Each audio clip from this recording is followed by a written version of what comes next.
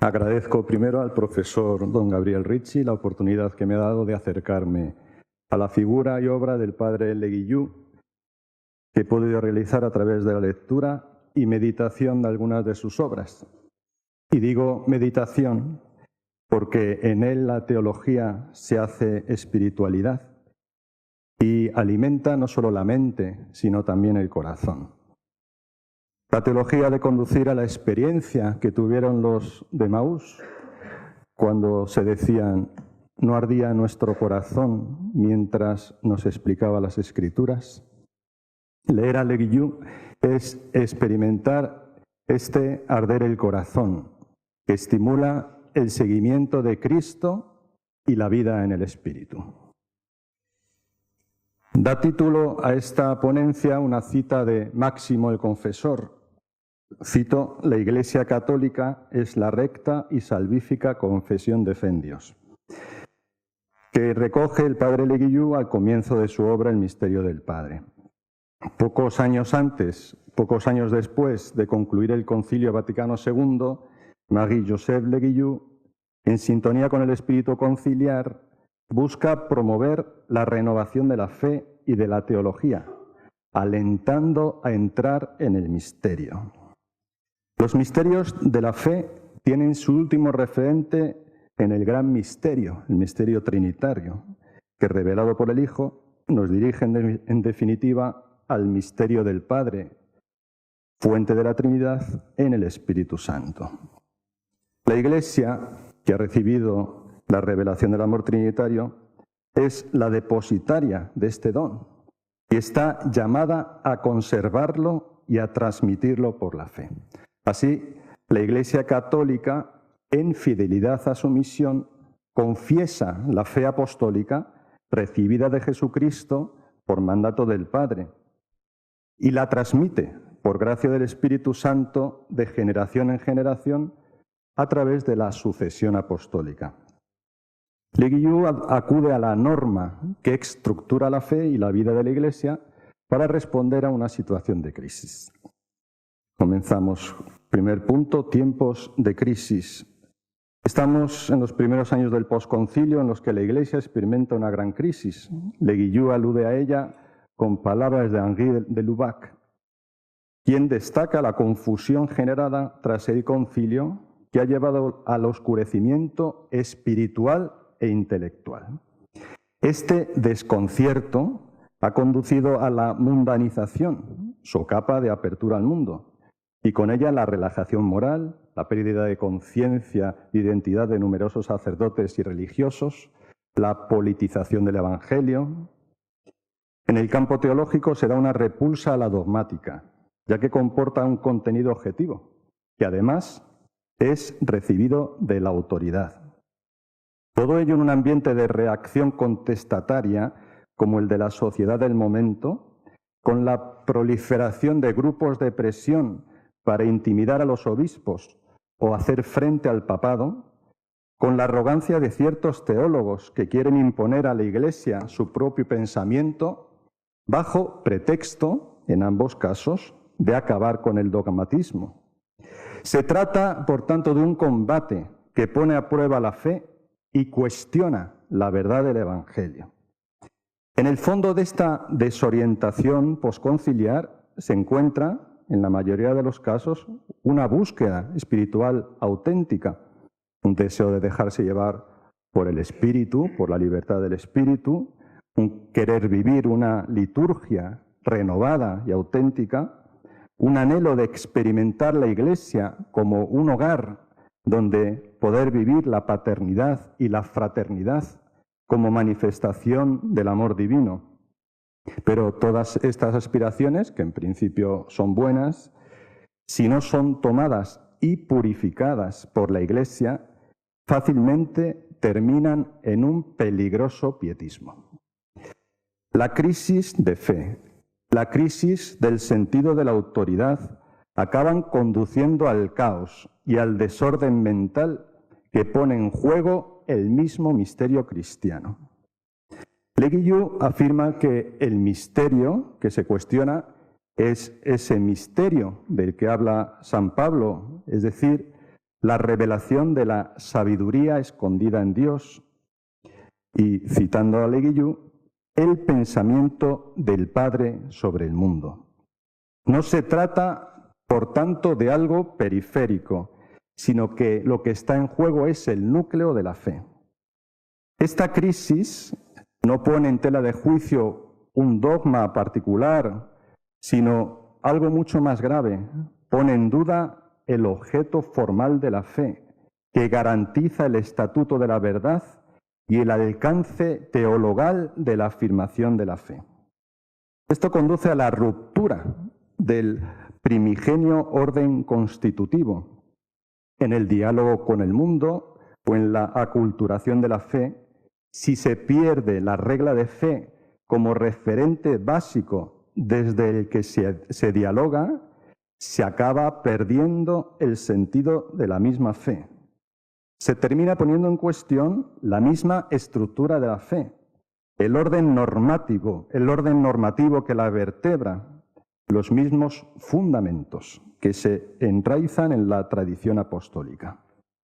La reflexión sobre la fe, la teología, tiene el peligro de quedarse atrapada en la ideología y perder el horizonte último cuando queda subyugada por las filosofías de moda de cada momento histórico: marxismo, existencialismo ateo, vitalismo, estructuralismo. De igual modo, la intromisión de la semiótica y las ciencias del lenguaje en la hermenéutica bíblica, al constituirse en el criterio de verdad, tienen la capacidad de cuestionar la verdad de la fe recibida por la tradición. Todo esto socava la fe en sus mismos fundamentos y rompe la unidad original entre fe y vida, entre teología y espiritualidad. Esta crisis es similar a la que experimentó el cristianismo en sus orígenes con la aparición y desarrollo del gnosticismo. Pasamos a tratar una nueva gnosis. Esto afectó al núcleo fundante de la fe, conduciendo a la pérdida de organicidad de la verdad cristiana. Al igual que en la etapa posapostólica, San Ireneo afrontó la defensa de la fe frente al gnosticismo, en este periodo la Iglesia tiene que hacer frente al gnosticismo moderno, y este es el propósito de nuestro autor. ¿Qué entiende Leguillou por gnosis? Transcribimos una breve respuesta a esta cuestión. Dice: una actitud de espíritu que parasita de forma endémica la fe cristiana. O también, en otro lugar, la gnosis se presenta como una perversión de la verdad cristiana. Su excepcional gravedad se debe a su carácter equívoco. Así pues, la gnosis utiliza los temas de la fe, pero entendidos a su manera, como una heterointerpretación del cristianismo fuera de la tradición y del magisterio. El gnóstico no busca a Jesucristo, sino que el motivo de su fe es, y cito a Leguillou, un juicio de valor, una opinión estética, política, ética e ideológica. Esta nueva gnosis a la que se refiere nuestro autor procede de algunas orientaciones de la teología contemporánea que ponen en tela de juicio la misma estructura orgánica de la fe. Hunde sus raíces en dos sospechas contra la tradición. Primera, la sospecha que proviene de la filosofía, y segunda, del protestantismo. Primero, la sospecha filosófica, asumida culturalmente a partir de una mezcla inspirada en los llamados maestros de la sospecha, Marx, Nietzsche y Freud, ha sido tomada como un imperativo cultural que ha penetrado en la Iglesia y se ha difundido ad intra en el seno eclesial a través de distintas publicaciones eclesiales promocionadas y utilizadas también por clérigos. Y todo ello justificado por un sentido de aculturación en el mundo. Y segundo, a su vez, la sospecha protestante, que cuestiona la autoridad y la dimensión humana de la Iglesia, acaba negando el valor de cualquier mediación. En la época moderna y con el fin de mantener la pureza del acto de fe, termina conduciendo a heterointerpretaciones procedentes del mundo secularizado. En el fondo, tanto estas filosofías como el protestantismo tienen una concepción de la razón autónoma que rechaza someterse a cualquier autoridad.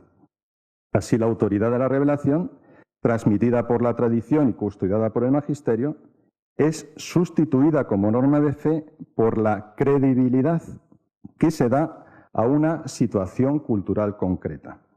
De manera que en esa adecuación a la situación cultural se reduce o se pierde el sentido de la fe.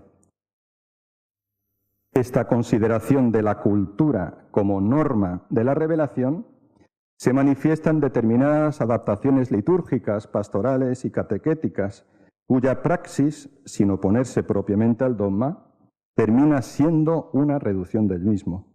Leguillou alude, por ejemplo, a la sustitución en la celebración eucarística del credo niceno-constantinopolitano por otros credos improvisados arbitrariamente para adaptarse a la situación social o cultural.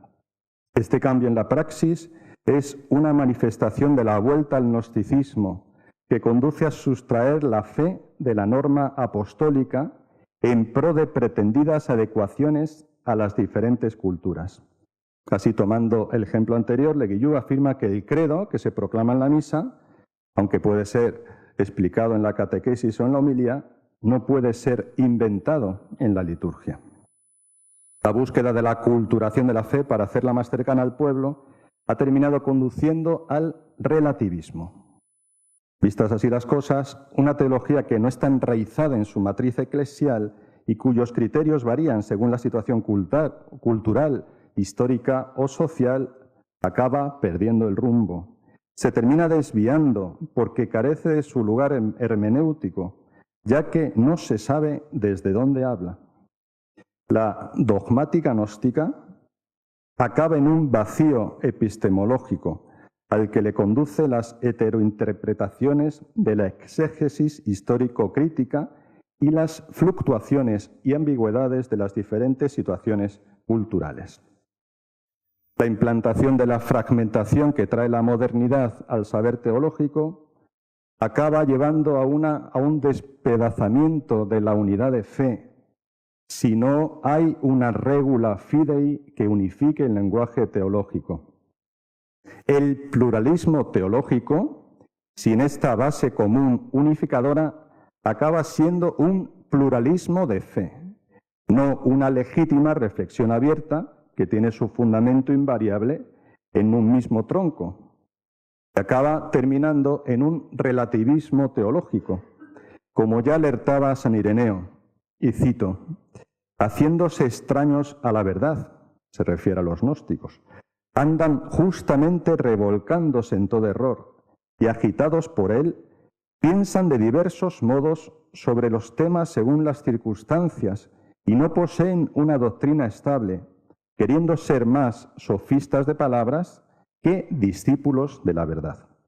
Porque ellos no tienen el fundamento sobre la única roca, sino sobre arena, una arena que encierra en sí muchas piedras.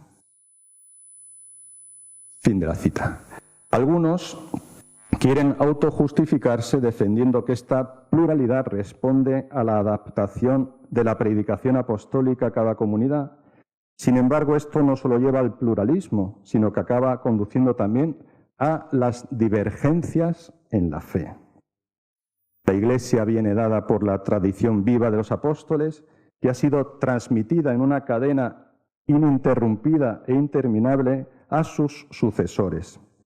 Y el modo de esta transmisión es el del testimonio. Por eso el centro de la ponencia lo ponemos en esta categoría de testimonio, sobre la cual vamos a vertebrar los siguientes puntos. La relevancia del testimonio como criterio de verdad es una de las claves fundamentales de la teología del padre Leguillou. Por poner un ejemplo, en su libro Los testigos están entre nosotros, la experiencia de Dios en el Espíritu Santo, que es la tercera parte de su trilogía, La introducción se titula La gran nube de testigos y las tres partes de esta obra vienen marcadas por lo que podríamos llamar una teología desde el testimonio. La primera parte, el testimonio apostólico, la segunda, los testigos de la tradición y la tercera, el esplendor del testimonio. Si vemos cómo la categoría testimonio aparece constantemente en sus obras. Frente a los distintos intentos de desestructuración de la fe operada por esta nueva gnosis, los cristianos están llamados a volver siempre a la regla de la fe, cuyo origen está en el testimonio apostólico. El testimonio de los apóstoles no viene de una invención creativa, sino de la fidelidad al testimonio del Padre que recibieron de su Hijo Jesucristo, y deudores de tal don lo conservan responsablemente y lo transmiten a sus sucesores. Así, el principio hermenéutico de la Iglesia Católica viene dado por una cadena de testimonios que tienen su origen y su fundamento en el testimonio trinitario. Así, el primer testimonio es el del Padre, que nos es revelado a través del Hijo.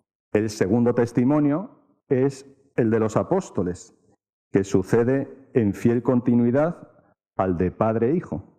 Y el tercer testimonio es el de los obispos, como sucesores de los apóstoles.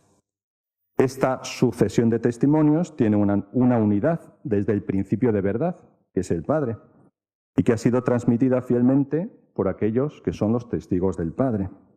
Así pues, podemos hablar de un triple testimonio que hace referencia al Padre. Primero, el testimonio del Hijo unigénito, que es directo porque viene dado por su experiencia inmediata e íntima del Padre. El segundo, el testimonio apostólico, el cual también hace referencia al Padre, pero a través de la experiencia directa que ellos, los apóstoles, tuvieron con Jesucristo.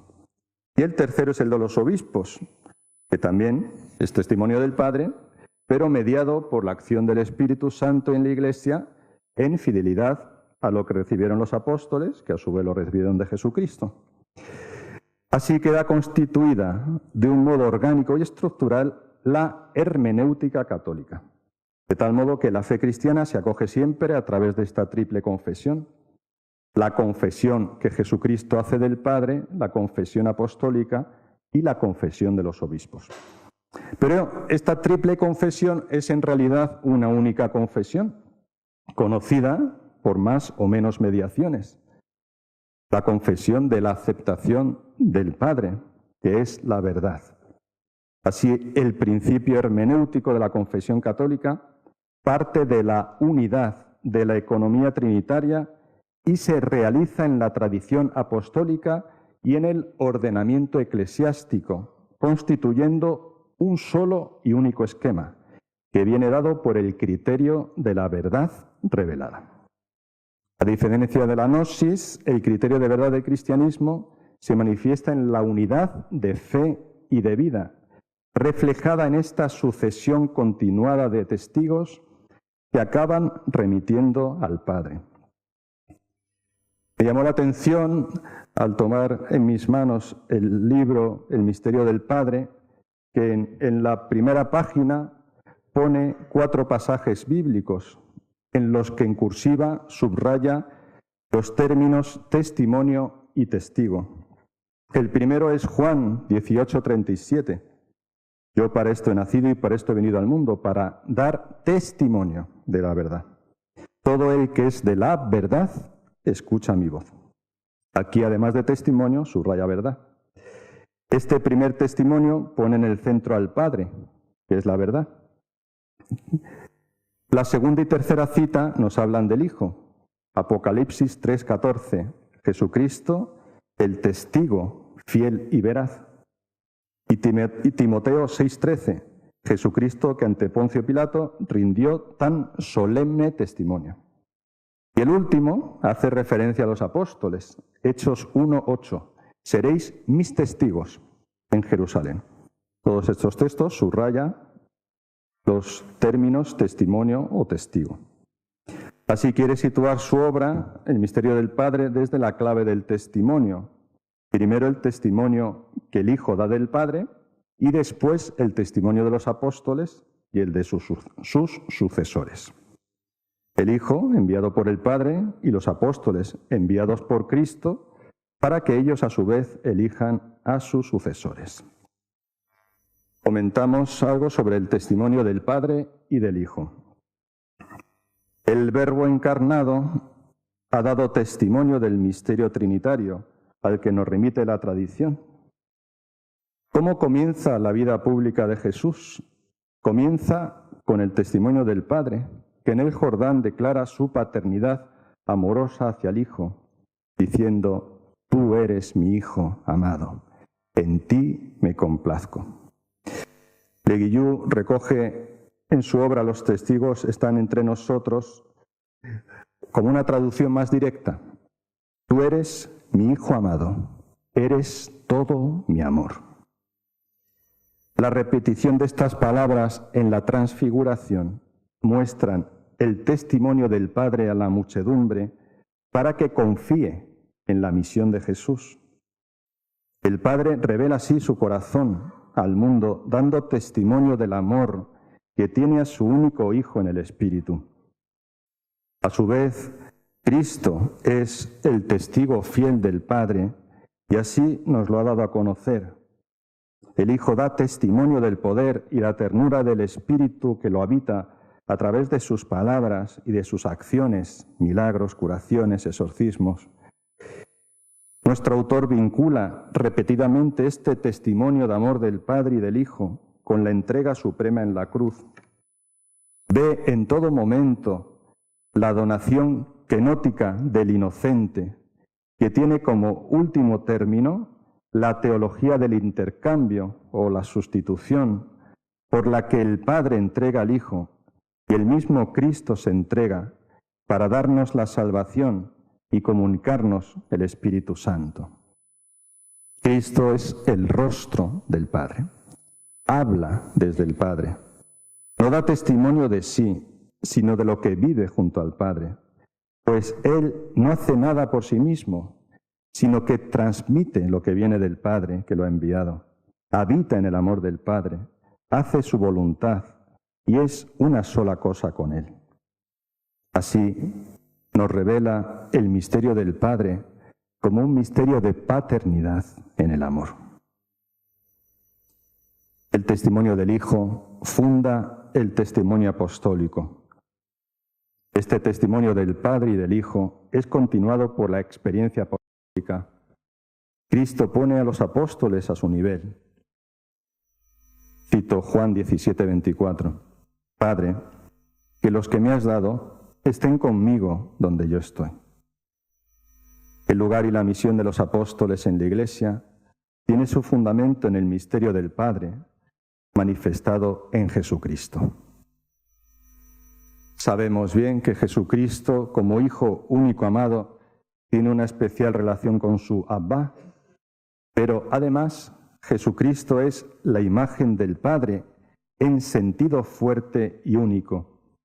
Así, en cuanto imagen del Padre, en Jesús se manifiesta la paternidad amorosa del Padre y se fundamenta su ser principio, jefe y cabeza de la Iglesia. Esta paternidad asumida por Jesús es continuada por aquellos a los que Él elige como apóstoles. Aquí se basa para le Guillou el lugar preponderante de los apóstoles en la Iglesia. Junto a esta paternidad está la maternidad amorosa del Espíritu Santo, que se hace presente en María y en la Iglesia como madre. La paternidad, expresada por el sacerdocio, se manifiesta en el seno de la Iglesia madre, fecundada por el Espíritu, donde se engendran los hijos de Dios y donde María, imagen de la Iglesia, está presente desde el principio. La Iglesia, como madre, hace posible el nacimiento y el crecimiento de sus hijos y conduce a la integración de toda la persona en el amor por la acción del Espíritu. Así, el testimonio de María se une al de los apóstoles de un modo convergente. Esta maternidad de María y de la Iglesia, proclamada por Jesús en la cruz, ocupa un lugar central. Sin embargo, A pesar de su centralidad, el primer plano lo tiene la paternidad de Dios, manifestada especialmente en los apóstoles. Cito a Leguillou en el Misterio del Padre: toda la dimensión carismática y neumática de la Iglesia está regulada en su misma raíz por la forma cristológica y apostólica. Así pues, paternidad y maternidad se integran en la Iglesia de un modo complementario, pero es la primera, la paternidad, la que regula la segunda. Los apóstoles son los testigos privilegiados del Padre, tal y como se ha hecho presente en su Hijo Jesucristo. Pero enseguida tienen que enfrentarse a un mesianismo sorprendente e inesperado, que tiene como signo la cruz y como forma la del siervo de Yahvé. Leguillou ve toda la vida de Cristo marcada por la cruz como un designio del Padre. Así dice en el retiro que se ha publicado con el título La Iglesia, luz en nuestra noche, dice Leguillou: cuando el Padre piensa en su Hijo, piensa en él siempre en la cruz, eternamente, con la presencia del Espíritu Santo.